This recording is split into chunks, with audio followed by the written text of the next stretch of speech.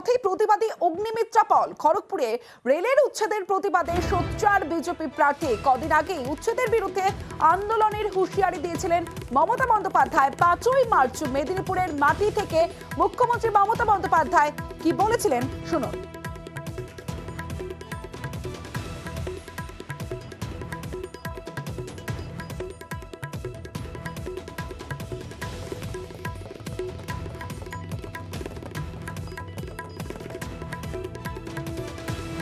विराम देने से पहले एक वादा करना चाहते हैं।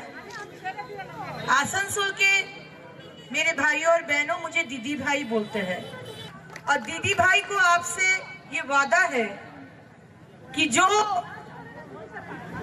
हम लोग बात सुन रहे हैं कि जो स्लम एरिया है या झोपड़ी है या बस्ती है उसको रेल तुड़वाएगा।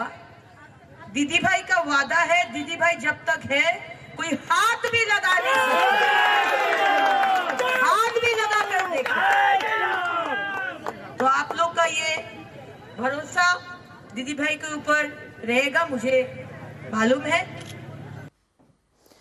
5ই মার্চ মেদিনীপুরের মাটি থেকে মুখ্যমন্ত্রী মমতা বন্দ্যোপাধ্যায় বলেছিলেন তাদের রীতিমতো হুমকি দেওয়া হয়, বিজেপিকে ভোট না দিলে জলের লাইন কেটে দেওয়া হয়, কিন্তু এটা করা যাবে না, হুঙ্কার দিয়েছিলেন মমতা বন্দ্যোপাধ্যায়।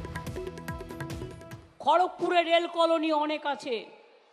ইলেকশনের আগে 8টা ওয়ার্ড আছে যেখানে জল কেটে দেওয়া হয়, কারেন্ট কেটে দেওয়া হয়, ধমকানি দেওয়া হয়, বলা হয় বিজেপিকে ভোট না দিলে এলাকা থেকে সরিয়ে দেবো। আমি এবার চ্যালেঞ্জ করে গেলাম, একটা বাড়ির জল কাটলে, একটা বাড়ির বিদ্যুৎ কাটলে, একটা উচ্ছেদ করলে মনে রাখবেন আমরা কেউ ঘাসে মুখ দিয়ে চলি না, আমরা ঘাসটাকে রক্ষা করি।